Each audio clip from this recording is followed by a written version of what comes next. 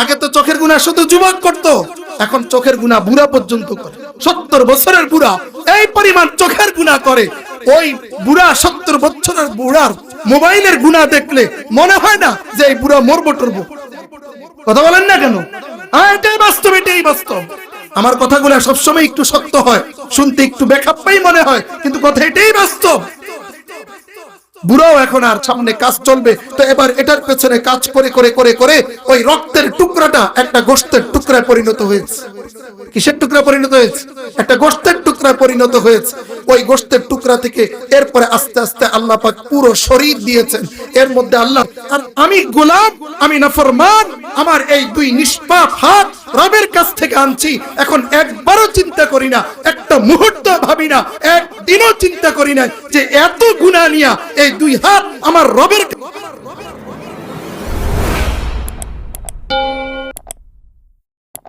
الحمد لله الذي هدانا للإسلام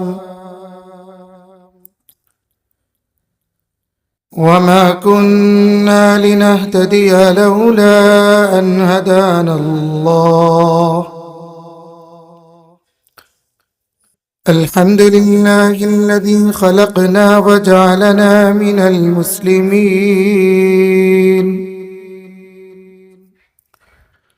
وأرشدنا إلى طريق مستقيم ومن علينا بالكتاب المبين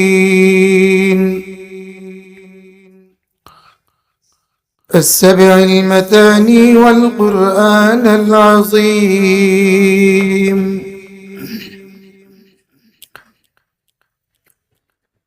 وأمرنا بما أمر به المرسلين بالصلاة والصيام والزكاة والحج والعفة واليقين وأشهد أن لا إله إلا الله وحده لا شريك له وأشهد أن سيدنا وسندنا وحبيبنا وقدوتنا ومولانا محمدا عبده ورسوله أرسله بالحق بشيرا ونذيرا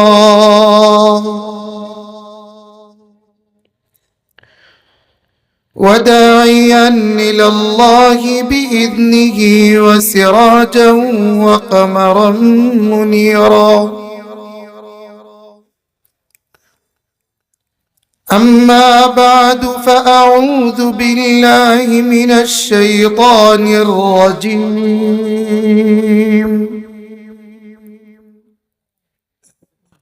بسم الله الرحمن الرحيم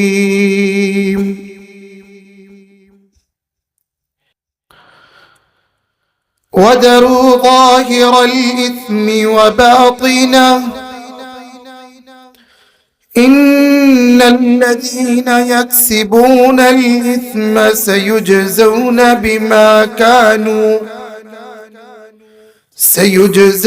بما كانوا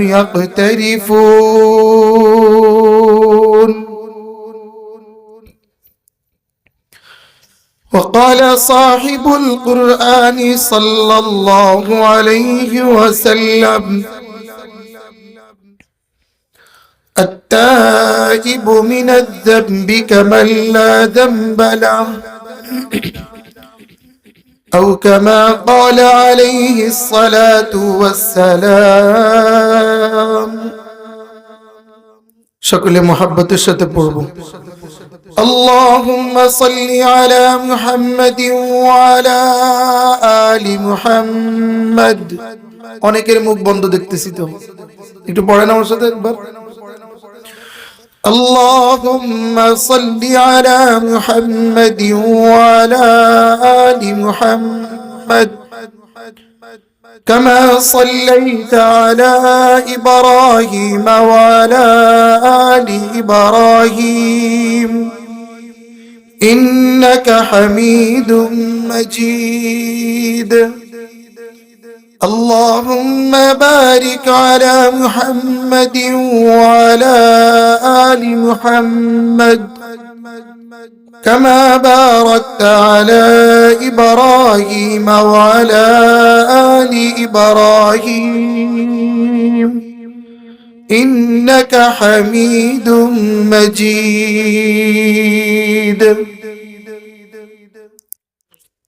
আলাদীনগর হাফিজুল উলুম ইসলামিয়া মাদ্রাসার উদ্যোগে আয়োজিত আজকের এই ৪৮তম ওয়াজ ও দোয়ার মাহফিলের সম্মানিত সভাপতি মুআজ্জাজ মুহতারাম হযরত উলামায়ে কেরাম মুরব্বিয়ানে আযম দিনদার ইমানদার মুসলমান ভাই বন্ধুরা, পর্দার আড়ালে কোরআন হাদিসের আলোচনা শোনার জন্য অপেক্ষমান আমার সম্মানিত আবেদা সালেহা যাকিরা শাকিরা মা ও বোনেরা, মহান রব্বুল আলামিনের দরবারে শুকরগুজার করি যিনি অত্যন্ত দয়া করে মায়া করে আমাদেরকে সুস্থ রেখে নিজ কৃপায় তার কোরআনের মজলিসে আসার বসার দিনই কিছু কথা বলার শোনার তৌফিক নসিব করেছেন। এজন্য আল্লাহ তাআলার প্রতি পূর্ণ ভক্তি মহব্বত শ্রদ্ধা নিয়ে হৃদয়ের গভীর থেকে কণ্ঠ ছেড়ে আওয়াজ দিয়ে সকলের সমস্বরে বলি আলহামদুলিল্লাহ। মুহতারাম হাজিরিন,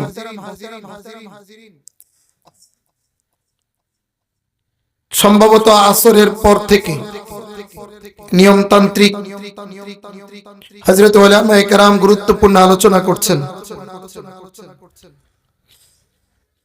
মাগরিবের পরেও অত্যন্ত গুরুত্বপূর্ণ আলোচনা করেছেন ঢাকা থেকে একজন মেহমান। ঈশার পর গুরুত্বপূর্ণ আলোচনা করেছেন হযরত মাওলানা মুফতি ইউনুস সাহেব হাফিজাহুল্লাহ। এতক্ষণ আমার আগে অনেক সুন্দর অত্যন্ত গুরুত্বপূর্ণ আলোচনা আপনারা শুনতেছিলেন। এ পর্যন্ত যে কয়জন আলোচনা করেছে ওনারা প্রত্যেকেই সামগ্রিক বিবেচনায় ইলম এবং আমল সর্বদিক থেকে আমার চেয়ে অনেক অনেক উঁচা মাপের। নিয়মতান্ত্রিকতার কারণে স্বাভাবিকভাবেই আমি শেষে পড়ে গিয়েছি আর কি। অল্প সময় কিছু কথা বলার নিয়ত করেছি। প্রথম কথা হলো, যতক্ষণ কথা বলবো আপনারা আমার সাথে আগে দুই পক্ষ দ্বিপাক্ষিক একটা চুক্তি হতে হবে। আপনারা এক পক্ষ আর আমি আরেক পক্ষ, এই দ্বিপাক্ষিক একটা চুক্তি হতে হবে। সেটা হলো আমরা সবাই মুনাজাত পর্যন্ত ইনশাআল্লাহ জমে বসে থাকবো ইনশাআল্লাহ। কে কে পারবেন দেখি তো একটু হাত তোলেন। ওই যে সবাই তো হাত তোলে নাই, কে কে হাত তোলেন আমি দেখতেছি তো। মাশাআল্লাহ। যারা আলোচনা করেছেন ওনাদের আসলে অনেকের সুন্দর শ্রুতিমধুর কণ্ঠ আছে, অনেকের গবেষণা তত্ত্বমূলক আলোচনা আছে। আপনারা তো আমার আলোচনা পূর্ব থেকেই এখানে অধিকাংশ আমার জানা মতে শুনে অভ্যস্ত।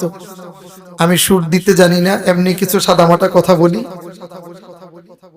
যেহেতু একেবারেই শেষ পর্যায়ে আমরা এখানে যারা বসছি, আমি প্রথমত আমার নিজের ব্যাপারে আপনাদেরকে স্বীকারোক্তি দিচ্ছি। এখানে যারা আছে উপস্থিত সকলের মাঝে আমি সবচেয়ে বড় একজন গুনাহগার, আল্লাহ পাকের এক নাফরমান বান্দা। এবং আমি এতটুকু মনে করি যে আপনারাও এখানে যারা আছেন প্রত্যেকেরই কম বেশ গুনাহ আছে, না নাই? আওয়াজ দিয়ে বলেন। যদি কেউ এমন থাকেন যে হুজুর আমার এখানে আমি বুকে হাত দিয়ে বলতে পারি আল্লাহর রহমতে জন্মের পরে প্রাপ্তবয়স্ক হওয়ার পর থেকে নিয়ে আজ পর্যন্ত আমি বুকে হাত দিয়ে বলতে পারি আল্লাহর রহমতে একটা গুনাহও করি নাই, এরকম যদি কেউ থাকেন তাহলে আমি বলবো আমার আজকের এখন যে আলোচনাটা করব ওই আলোচনাটা আপনার আর প্রয়োজন হবে না, আপনি বাড়িতে গিয়ে সময়টা ঘুমাইলে ভালো। আর যদি কেউ মনে করেন যে হুজুর আমার কিছু হলেও কম হলেও বেশি হলেও গুনাহ আছে, তাহলে এই সময়টা এখনকার আলোচনাটা আমার জন্য আপনাদের জন্য খুব জরুরি। কি বলেন, গুনাহ আছে নাকি আপনাদের? সবার আছে?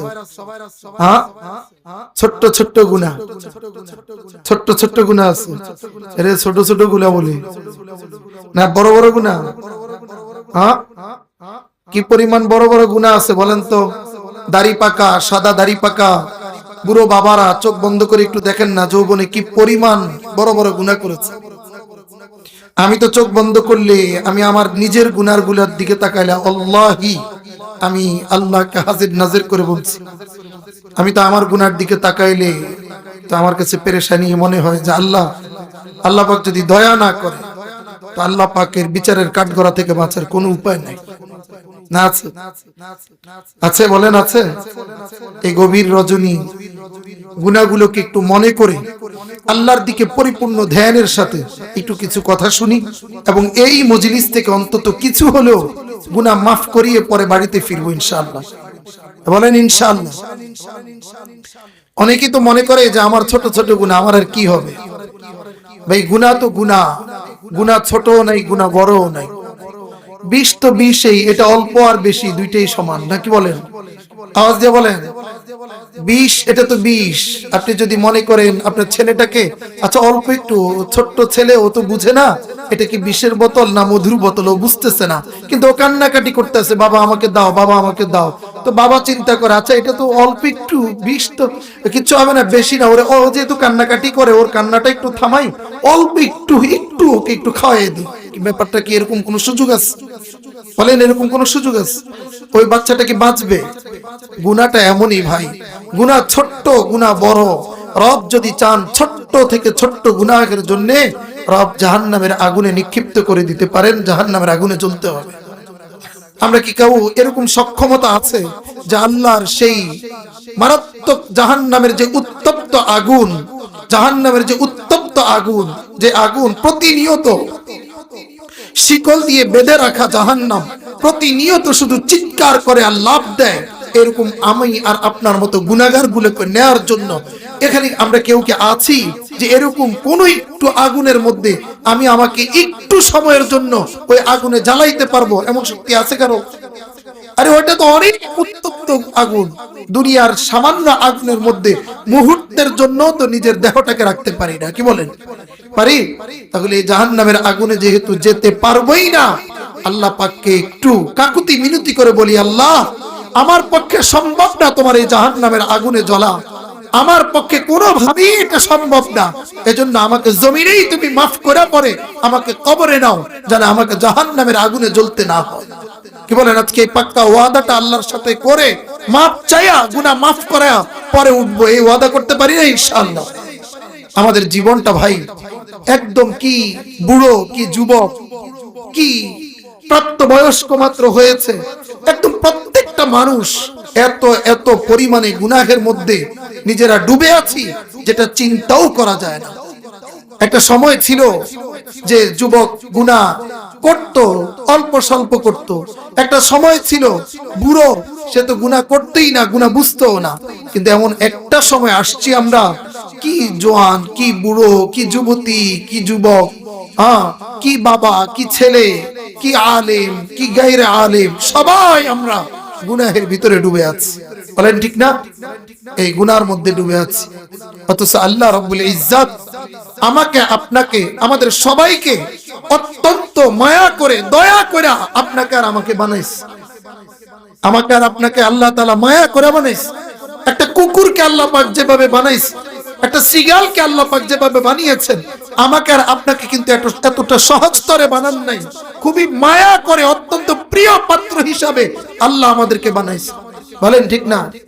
রব্বুল আলামিন সিদ্ধান্ত নিলেন আমাদেরকে বানাবেন। সিদ্ধান্ত নেওয়ার পরে আল্লাহ তাআলা ইয ক্বালা রাব্বুকা লিল মালাইকাতি ইন্নী জাইলুন ফিল আরদি খলিফা ক্বালু আতাজআলু ফীহা মান ইউফসিদু ফীহা ওয়া ইয়াসফিকুদ দিমা ওয়া নাহনু নুসাব্বিহু বিহামদিকা ওয়া নুকদ্দিসু লাক ক্বালা ইন্নী আ'লামু মা লা তা'লামুন। রব ফেরেশতাদেরকে বলছে, ফেরেশতারা শুনো, আমি জমিনের মধ্যে আরেকটা জাতি তৈরি করতে চাই, বানাতে চাই, যারা আমার প্রতিনিধিত্ব করবে। ফেরেশতারা কিন্তু সেদিন আল্লাহর সাথে এই ব্যাপারটাতে পূর্ণ মত ছিল না। বলছে আপনার তাসবিহাত, আপনাকে আপনার প্রশংসা করার জন্য, আপনার গুণগান গাওয়ার জন্য, আপনার বড়ত্ব বয়ান করার জন্য। আমরা ফেরেশতারাই তো যথেষ্ট, আরেকটা জাতি কেন বানাবেন? কিন্তু সেদিন আল্লাহ তাআলা আমাকে আর আপনাকে দয়া করে মায়া করে সুন্দর এক আকৃতি দিয়ে, অবয়ব দিয়ে এই জমিনে সৃষ্টি করেছেন। বলেন ঠিক না? যুবক বন্ধু, আল্লাহ তাআলা মায়া করে বানাইছে না? বলো যুবক, আল্লাহ মায়া করে বানায় নেই, আল্লাহ তাআলা বানিয়েছেন। আল্লাহ তাআলা একটা যৌবন দিয়েছেন, আল্লাহ তাআলা একটা সুন্দর আকৃতি দিয়েছেন, একটা সুন্দর চেহারা দিয়েছেন। এই সব আল্লাহ পাক নিজ কৃপা আদর করে বানিয়েছেন। আল্লাহর জাহান্নামে আমাকে জ্বালানোর জন্য বানান নাই, আল্লাহ পাকের জান্নাতে দেওয়ার জন্যই আমাকে বানিয়েছেন। কিন্তু আমি আল্লাহ পাকের সকল হুকুমগুলোকে, বিধানগুলোকে অমান্য করে প্রতিনিয়ত আল্লাহ পাকের রবের নাফরমানি করে করে আমি আমাকে জাহান্নামী বানিয়ে ফেলতেছি। বলেন ঠিক না? আমি নাফরমানি করে করে আমাকে জাহান্নামী বানাচ্ছি। আমি বড় বড় চিন্তার সাথে আপনাকে বলি, যুবক বন্ধু, আল্লাহ তাআলা তোমাকে যে বানালেন, তুমি নিজেকে নিয়ে একটু নিজে চিন্তা করো। দুনিয়াতে ছিল না যুবক, আল্লাহ তাআলা মায়ের গর্ভে তোমাকে পাঠিয়েছেন। এই মায়ের গর্ভের মধ্যে 10 মাস 10 দিন আমি ছিলাম। সেখানে এক অন্ধকার প্রকোষ্ঠ ছিল, সেখানে কোনো খাবারের ব্যবস্থা ছিল না। এই মায়ের গর্ভের মধ্যে আমার লালন পালন কে করেছে? আর আওয়াজ দিয়ে বলেন না, কে করেছে? আল্লাহ। আওয়াজ এত ছোট কেন হবে ভাই? যেই জবানে নিজের নেতার জন্য এত উচ্চ কণ্ঠে স্লোগান দেওয়া যায়, ওই জবান দিয়া রবকে তো তার চেয়ে 10 গুণ বেশি আওয়াজ দিয়া আল্লাহকে আল্লাহ বলে ডাকা উচিত। বলেন ঠিক না? এজন্য আওয়াজ দিয়া বলেন, আমাকে আর আপনাকে মায়ের গর্ভে লালন পালন কে করেছেন? আল্লাহ করেছেন। সেখানে আমার অন্য কোনো ব্যবস্থা ছিল না। আমার সৃষ্টির তত্ত্বটা কি? আমার সৃষ্টির তথ্য কি? আল্লাহ তাআলা কুরআনুল কারীমের অন্য আয়াত বলেন, ওয়াল্লাহু খালাকাকুম মিন তুরাব, ওয়াল্লাহু খালাকাকুম মিন তুরাব সুম্মা মিন নুতফা সুম্মা মিন আলাকা সুম্মা মিন মুদগা। আল্লাহ তাআলা বলেন একদম কুরআনুল কারীমের মধ্যে ধাপ ধাপ দিয়া যে মায়ের বাবার পৃষ্ঠদেশ থেকে মায়ের রেহেমের মধ্যে নুতফা, এক ফোঁটা পানি গিয়েছে। এই এক ফোঁটা পানি দীর্ঘ সময় আল্লাহ পাকের নিযুক্ত ফেরেশতা কাজ করতে করতে করতে করতে এরপরে এটা একটা রক্তের টুকরা হয়েছে। কি হয়েছে বলেন? যুবক, তোমার আর আমার পরিচয় বলছি, তোমার পরিচয় আমার পরিচয়। আমি এক ফোঁটা পানি ছিলাম, তুমি এক ফোঁটা পানি ছিলে। এখান থেকে মায়ের রেহেমে যাওয়ার পরে আল্লাহ পাকের নির্দেশ, আল্লাহ পাক নির্দেশ দিয়েছেন, সিদ্ধান্ত দিয়েছেন, এই নাপাক পানিটাকে তুমি ফেরেশতাদেরকে বলছে তোমরা এটাকে আস্তে আস্তে আস্তে আস্তে করে এটার মধ্যে মেহনত করে এটা একটা রক্তের টুকরা বানাও। 40 দিন পর্যন্ত এটার পেছনে মেহনত হয়েছে। 40 দিন পর ওই এক ফোঁটা পানি এটা একটা রক্তের টুকরা হয়েছে। কি হয়েছে বলেন? রক্তের টুকরা হয়েছে। রক্তের টুকরা হওয়ার পরে ফেরেশতা আবার আল্লাহকে জিজ্ঞেস করছে, আল্লাহ এটা তো রক্তের টুকরা হলো, এখন কি সামনে কাজ চলবে না এখানে বন্ধ করে দিব, এটা বাদ করে দিব? যদি আল্লাহ বলেছেন হ্যাঁ সামনে কাজ চলবে, তো এবার এটার পেছনে কাজ করে করে করে করে ওই রক্তের টুকরাটা একটা গোশতের টুকরায় পরিণত হয়েছে। কিসের টুকরা পরিণত হয়েছে? একটা গোশতের টুকরা পরিণত হয়েছে। ওই গোশতের টুকরা থেকে এরপরে আস্তে আস্তে আল্লাহ পাক পুরো শরীর দিয়েছেন। এর মধ্যে আল্লাহ তাআলা হাড্ডি, এই শরীরের গোশতের ভিতরে আবার যেখানে যতটুকু প্রয়োজন ওই প্রয়োজন অনুযায়ী আল্লাহ তাআলা হাড় সৃষ্টি করেছেন, হাড় দিয়ে দিয়েছেন। এগুলা কে দিয়েছেন? কোন কারখানায় হয়েছে কিনা বলেন? এগুলা দুনিয়ার কোন কারখানায় হয়েছে? আল্লাহ তাআলা প্রত্যেকটা জিনিসকে যেখানে যেটা সেট করা দরকার ওখানে ওটাই সেট করছেন। এখানে বড় রহস্যের কথা হলো, এই এক ফোঁটা নাপাক পানি থেকে এক টুকরা রক্তের চাকা হওয়া, রক্তের চাকা থেকে গোশতের টুকরা হওয়া, এটা আল্লাহ পাকের নির্দেশে হয়েছে।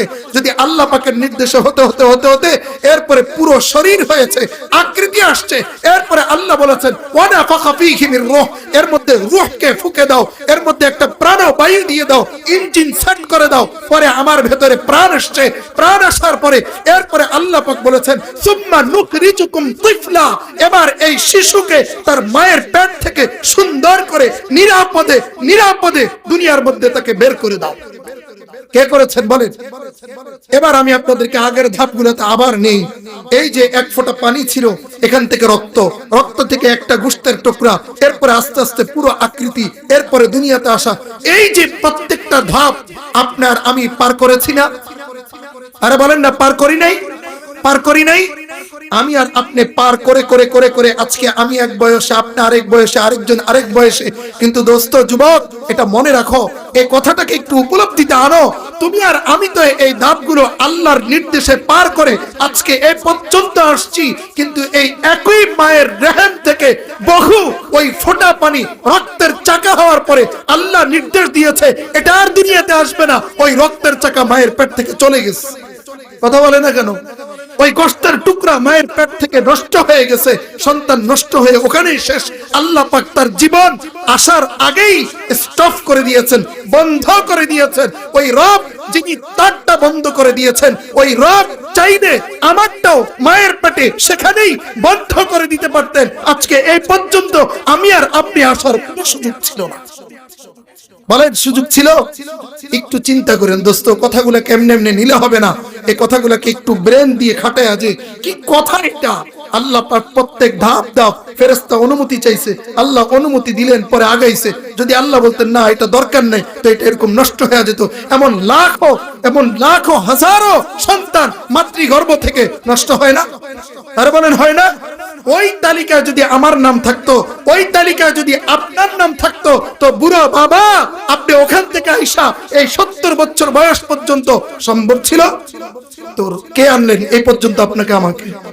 আরে জোরে বলেন, আপনাকে আমাকে এই পর্যন্ত কে আনছেন? আল্লাহ আনছেন আপনাকে আমাকে এই পর্যন্ত, আল্লাহ পাক আনছেন। সুম্মা নুখরিজুকুম তিফলা, একদম ছোট্ট একটা সন্তান মায়ের পেট থেকে নিরাপদে বেরিয়েছে। এমন বহু সন্তান তো আছে মায়ের পেট থেকে বের হওয়ার সময় তার ইন্তেকাল হয়ে যায় না? এমন বহু সন্তান আছে মায়ের পেট থেকে বেরিয়ে আসার পর পর একটা চিৎকার দিয়েই এরপরে তার দম বন্ধ হয়ে যায়। বলেন হয় না? যদি বিশ্বাস আপনারা না হয় তো আপনাদের আশপাশে তো কবরস্থান আছে, ওই কবরের পাশে গিয়ে দাঁড়ান, ওই কবরকে জিজ্ঞাসা করেন, এখানে দেখবেন মায়ের পেট থেকে মৃত জন্ম নেওয়া এমন শিশু আছে, মায়ের পেট থেকে আসার পরে মারা গিয়েছে। কবরস্থানে এমনও আছে যেমন 70 বছরের বৃদ্ধ আছে, এমন 1 বছর 6 মাসের সন্তানও কবরে আছে না নাই? বলেন এই যুবক, তুমি যে বাহাদুরি করো, তুমি যে আজকে তোমার যৌবনের বাহাদুরি নিয়ে চলো, তুমি যে নিজেকে অনেক কিছু মনে করো, তোমার অহংকার, তোমার তাকাব্বুর, তোমার বড়ত্ব, তোমার এগুলোর কারণে সমাজে মানুষ চলতে পারে না। তুমি একবার তোমার পরিচয়টা নিজেকে নিজে জিজ্ঞেস করো, একবার নিজেকে নিজে নিজের পরিচয় জিজ্ঞেস করো, তাহলে বুঝবা তোমার এত অহংকার থাকার কোনো সুযোগ আছে কিনা। একটা কথা বুঝলাম, এই কথাটা বুঝছেন তো? একদম দিলের কান দিয়া বুঝার চেষ্টা করেন। দ্বিতীয় একটা কথা এবার আপনাদেরকে আমি বুঝাতে চাই। বলেন তো, এই যে আল্লাহ তাআলা আমাকে দুনিয়াতে পাঠাইলেন, আমি দুনিয়াতে আসছি, আপনি দুনিয়াতে, এই যুবক খেয়াল করতে হবে, দুনিয়াতে যখন আসছি তখন এই 2টা হাত নিয়ে আসছিলাম। এই 2 হাত বলে নিয়ে আইয়েন। কে হাত ছাড়া কে আইছেন দেই তো? এই 2টা হাত নিয়ে আইছেন না? হুঁশ শেখা করতে হবে তো। এই 2টা হাত নিয়ে আসছিলাম, এই 2 পা তখন ছিল? আরে কথা বলে না, ছিল? এই চোখ ছিল, এই কান ছিল, এই মুখ ছিল, জিহ্বা ছিল, এগুলো সব ছিল না? ছিল।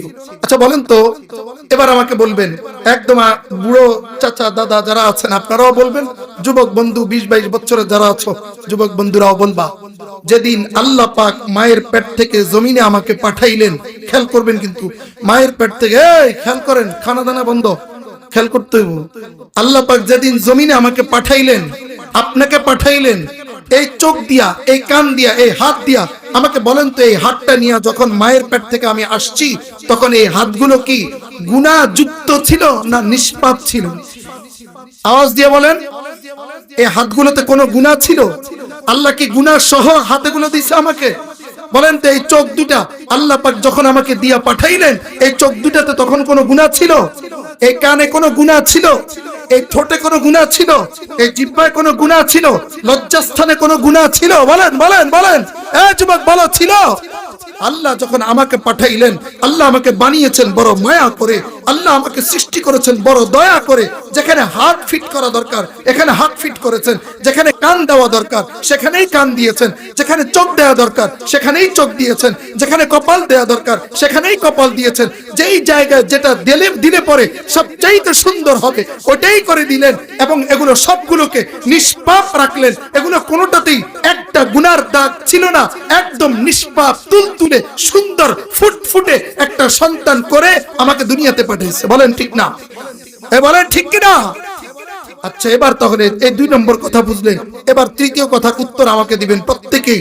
এবার প্রত্যেকে হাতটা তোলেন, বলেন আমার সাথে বলবেন, যেদিন জন্মেছিলাম আমি আর আপনি, ওই দিন যেই নিষ্পাপ হাত নিয়ে আসছি, আজকে কি আমার এই হাতটা এইভাবে আছে? আজকে কি আমার হাতটা এইভাবে আছে? আচ্ছা, এর আগে আরেকটা উত্তর দেন, আমরা আবার কি চলে যেতে হবে না? আবার চলে যেতে হবে না? মরবেন না এরকম কে আছেন?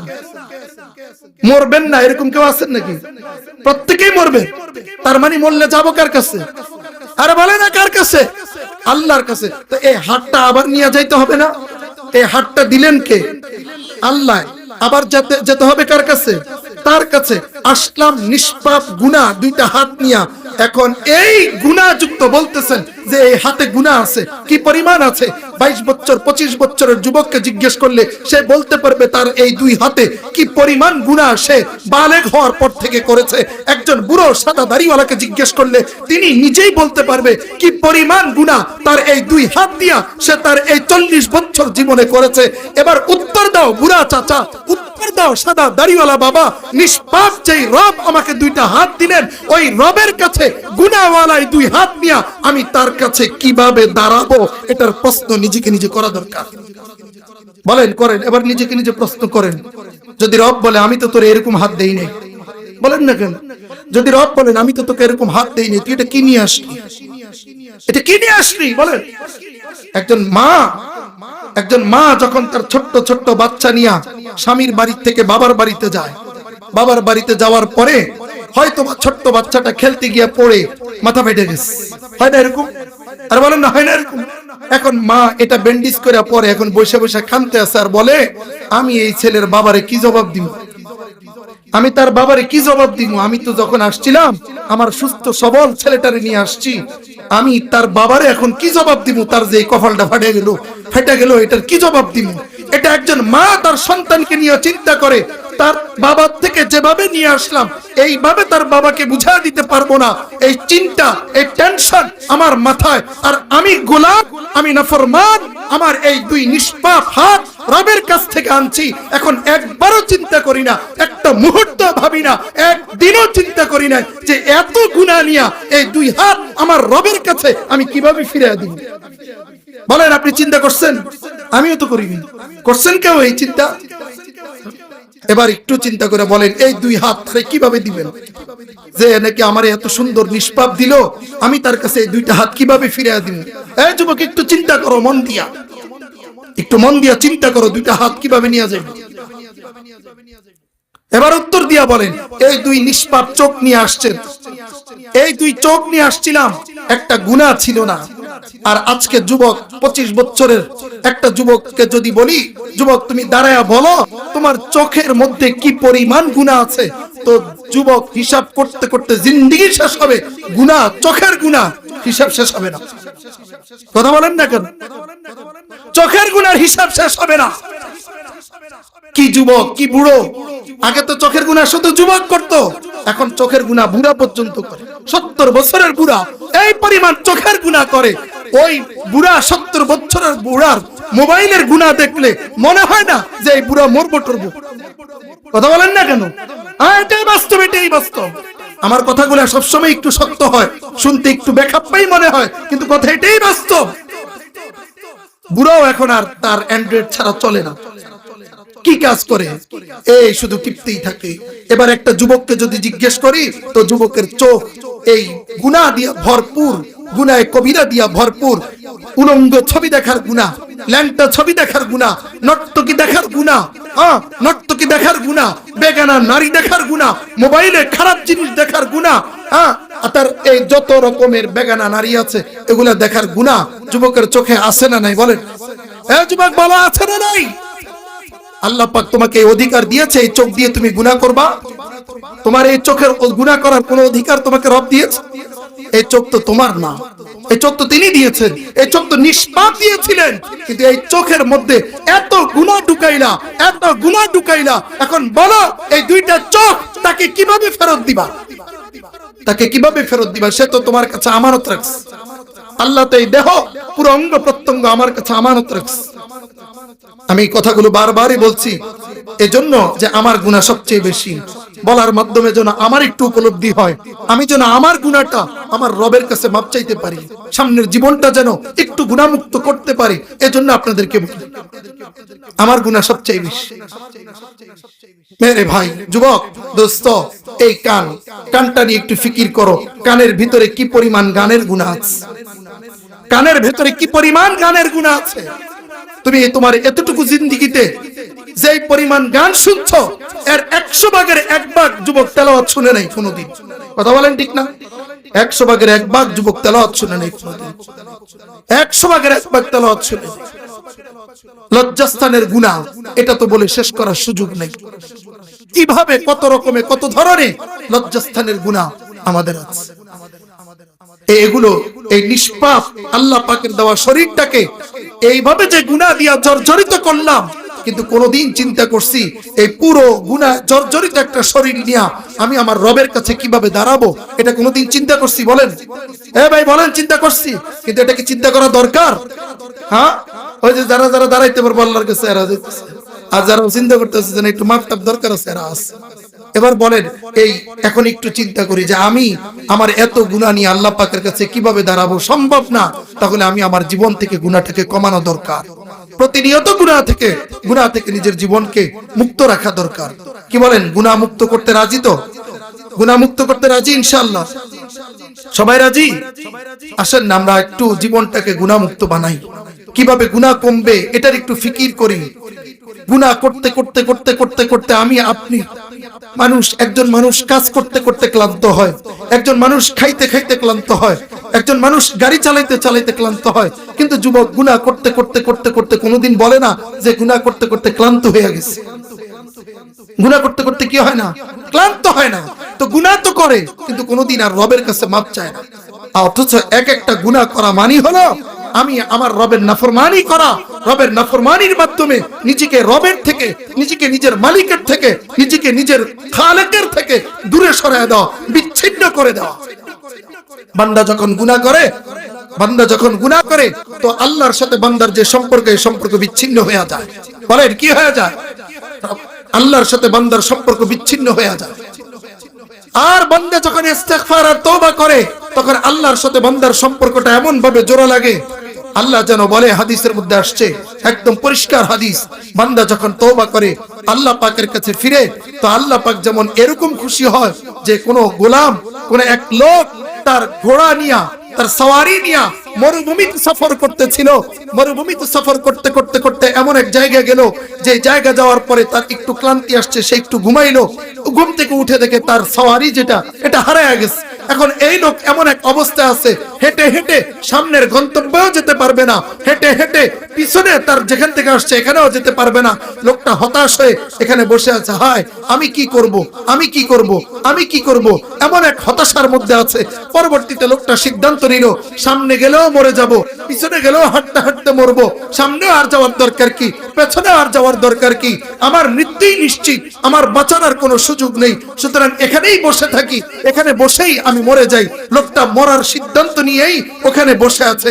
লোকটার ঘুম এসে গেছে হয়তো। ঘুম থেকে উঠে হঠাৎ করে লোকটা দেখে তার ওই সওয়ারিটা আবার তার কাছে। লোকটা খুশি হবে না বাজার? কেমন খুশি? এই লোকটা তো মরার প্রস্তুতি নিছে। কিসের প্রস্তুতি নিছে? মরার প্রস্তুতি নিছে। লোকটা যেন নতুন এক জীবন পাইলো, এরকম খুশি হয়ে যায়, এরকম খুশি হয়ে যায়। তো ওই লোকটা কেমন খুশি হয়? হাদিসের মধ্যে আছে, বলে লোকটা খুশি হয়, বলে আল্লাহ তুমি আমার গোলাম, আমি তোমার রব। এটা নাউজুবিল্লাহ, অতি খুশিতে, অতি খুশিতে, কি পরিমাণ খুশি! ঠিক এমনই বলে রব বলেন আমার কোন গোলাম গুনাহ করতে করতে, নাফরমানি করতে করতে আমার থেকে তার সম্পর্ক বিচ্ছিন্ন হয়ে যায়, এবার সে কোথায় কি করে না করে তার মতো সে চলে। কিন্তু ওই গোলামটাই যখন ইস্তেগফার করে, ওই গোলামটাই যখন তওবা করে, ওই গোলামটাই যখন গুনাহ মাফ চায়, তো ওই হারানো সাওয়ারি ফিরে পায়া ওই লোকটা, মরুভূমির ওই লোকটা যেমন খুশি হয়েছে, আমি তার চেয়ে হাজারো গুণ বেশি খুশি হই আমার কোন গোলামকে যদি আমার কাছে আমি পেয়ে যাই। আমার আল্লাহ এতটা খুশি হয়। কিন্তু আমরা বান্দা এতটা নাফরমান, আমরা গুনাহ করতেই থাকি। এটা কেন করি? এই গুনাহগুলো করি, আমাদের পেছনে ধোঁকা আছে, শয়তানের ধোঁকা। কার ধোঁকা বলেন? মানুষের শত্রু হলো চারটা। মানুষের শত্রু কয়টা? চারটা জিনিস মানুষের শত্রু, যেগুলোর কারণে মানুষের দুনিয়া বরবাদ হয়, যেগুলোর কারণে মানুষের আখিরাত বরবাদ হয়। এই দুশ্মন, শত্রু, এই চারটা জিনিস থেকে বাঁচতে পারলে গুনাহ থেকে বাঁচা যায়। চারটা জিনিস থেকে বাঁচতে পারলে দুনিয়া সুন্দর হয়। চারটা জিনিস থেকে বাঁচতে পারলে আখিরাত নাজাতের হয়। বলবো এই চারটা? বলবো? বাঁচতে হবে কিন্তু এই চারটা জিনিস থেকে। দুশ্মন, চারটা দুশ্মন আছে, এটা চিহ্নিত করব। এই চারটা দুশ্মন কি? দুশ্মন ডাল, 1 নম্বর। 4 দুশ্মনের 1 দুশ্মন, 1 নম্বর দুনিয়া। 1 নম্বর কি বলেন? 1 নম্বর, আমাদের 1 নম্বর শত্রু কি? আমাদের 1 নম্বর দুশ্মন হলো দুনিয়া। আমাদের 1 নম্বর দুশ্মন হলো দুনিয়া। বলেন 1 নম্বর দুশ্মন কি? বলেন 1 নম্বর দুশ্মন কি? দুনিয়া। 1 নম্বর দুশ্মন এটা দুনিয়া। এটা কখন দুশ্মন হয়? এটা কখন শত্রু হয়? এটা যখন প্রয়োজনের অতিরিক্ত পরিমাণের বেশি হয় তখন। যেমন মনে করেন এই যে পানি, এই পানি, এটাকে অনেকে বলে অপর নাম জীবন, তাই না? অপর নাম জীবন বলে না? কিন্তু এই পানিটাই যখন বন্যা হয় তখন এটা জীবন হয় না মরণ হয়? জোরে বলেন। এই পানিটা তখন জীবন হয় না মরণ হয়? এই পানি আমার জন্য পরিমিত, যতটুকু প্রয়োজন এতটুকু, এটা আমার কল্যাণ। এর চেয়ে বেশি হলে দুইবা মরে, এর চেয়ে বেশি হলে পরে এটার মধ্যে সাতরায়া মরে। এটা আমার জন্য তখন কল্যাণ থাকে না, অকল্যাণ হয়। এটা আমার তখন আর বন্ধু হয় না, এটা আমার শত্রু হয়। এটা জীবন হয় না, এটা মরণ হয়। ঠিক না?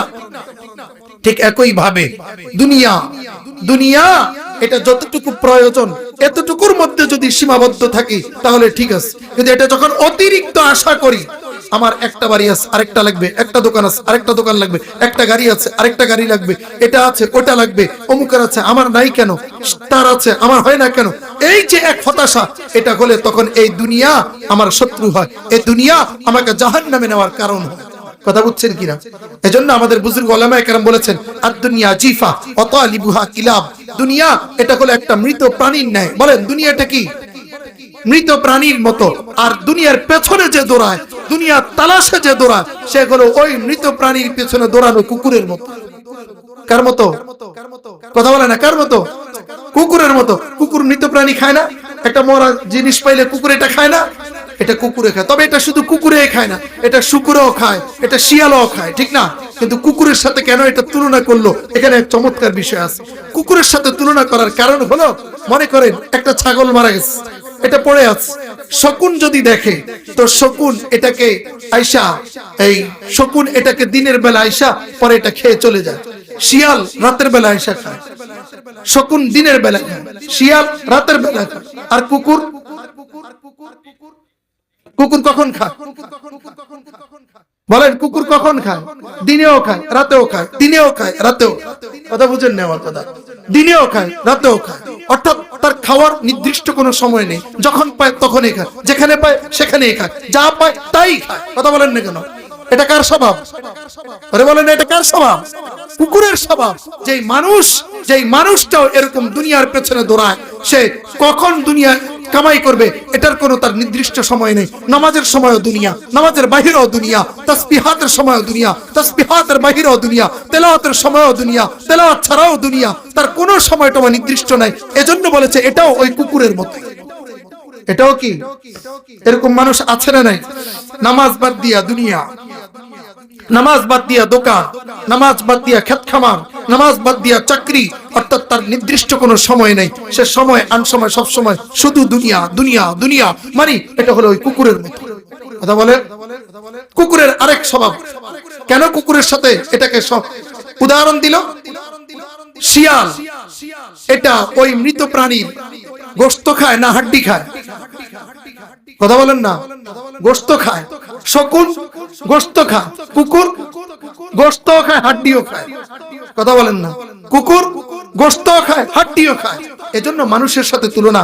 ওই মানুষ, যেই মানুষটা দুনিয়া কামাইয়ের ক্ষেত্রে যেটা হালাল এটাও কামাই করে, যেটা হারাম এটাও কামাই করে, যেটা জায়েজ এটাও কামাই করে, যেটা না জায়েজ এটাও কামাই করে, এটাও ওই কুকুরের মতো, ওটা গোশতও খায়, হাড্ডিও খায়, খাদ্যটাও খায়, অখাদ্যটাও খায়। এই মানুষটা দুনিয়া কামাইয়ের ক্ষেত্রে হালাল হারাম জায়েজ না জায়েজ সব কিছুকে সে গ্রহণ করে নাও, এটা ওই কুকুরের মতো।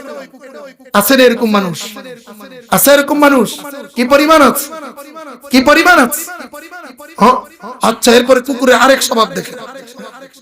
একটা জিনিস মারা গেলে শকুন আসে, শকুন এসে প্রথম উপরে উড়ে কতক্ষণ চক্কর দেয়, এরপরে খাইতে নামে।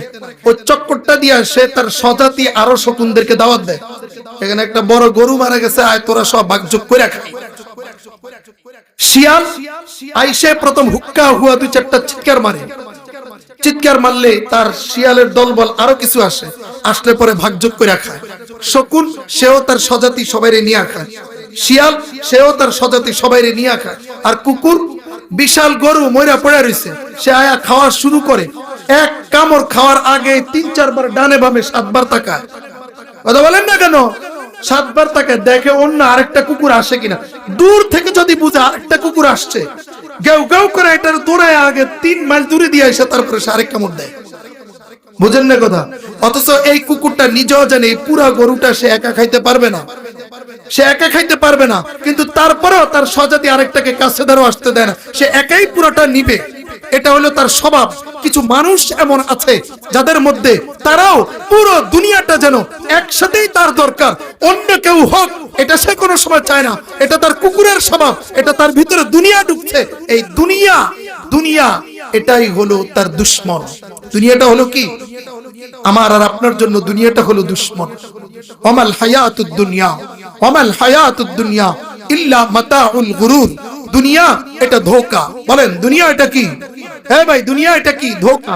দুনিয়ার হার চিজ ধোঁকা, দুনিয়ার প্রত্যেকটা জিনিস ধোঁকা। আমি যেটার পেছনে দৌড়াচ্ছি এটা আমার বাস্তবতা কিচ্ছু না, আমি যার পেছনে দৌড়াচ্ছি এটা আসল কিছু না, এগুলো সব হলো ধোঁকা। আমি সামনে একটু বুঝাবো ইনশাআল্লাহ আপনাদেরকে দুনিয়াটা কিভাবে ধোঁকা।